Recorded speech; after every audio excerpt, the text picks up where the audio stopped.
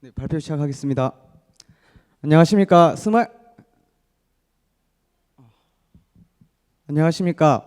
스마일 프로젝트에 참가하게 된 의료경영학과 3학년 김학진입니다. 저는 이번 발표를 통해 개개인의 행복 요소, 그리고 이 행복 요소들의 관계, 그리고 타인의 행복을 대하는 방법에 대해서 소개해 보도록 하겠습니다. 저에게 가장 큰 행복을 주는 요소는 음악입니다. 최근에 부산대학교 축제가 있었는데요. 축제의 꽃은 유명한 발라드 가수나 래퍼가 와서 노래를 불러주고 우리는 그 노래를 듣고 따라 부르는 것입니다. 축제 전날에 양산 캠퍼스 친구들이 저한테 나 내일부터 공부해야겠다.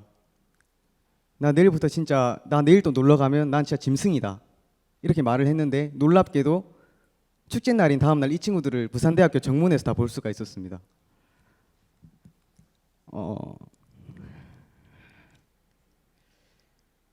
시험 기간이 다가온데도 불구하고 이 친구들은 노래를 듣고 떼창을 즐기기 위해서 축제 장소로 왔는데요.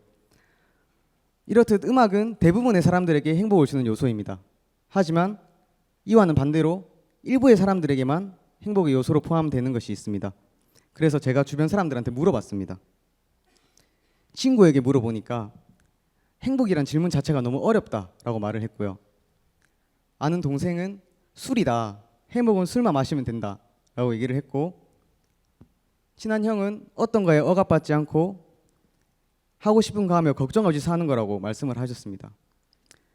또 연령대를 좀 다양하게 하려고 제가 아르바이트를 하는 가게 사장님께도 여쭤보았습니다. 사장님의 행복은 무엇입니까? 물어보니까 이 두 사진을 보내면서 5글자로 자신의 행복을 표현하셨습니다. 내 가게 만석. 어떻게 보면 자신의 사업의 번창이 행복이 되는 거죠. 그럼 혹시나 하는 마음에 부모님께도 여쭤보았습니다.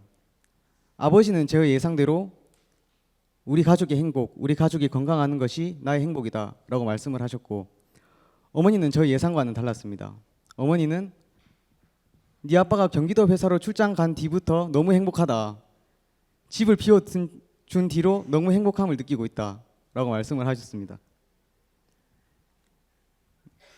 그렇다고 제가 좀 어머니한테 충격을 받았는데, 그렇다고 아버지 엄마의 행복을 위해서 세계로 뻗어나가야 합니다.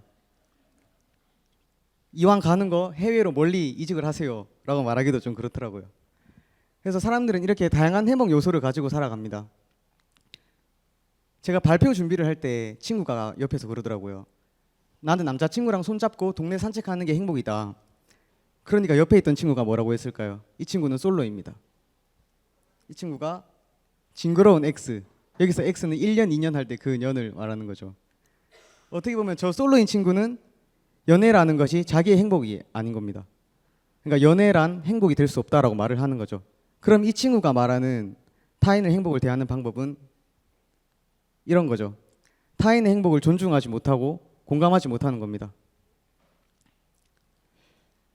그래서 제가 생각하는 타인의 행복을 대하는 방법은 이런 것인데, 이렇게만 봤을 땐 그냥 서로 색깔이 다른 타원의 하나의 모임일 뿐입니다.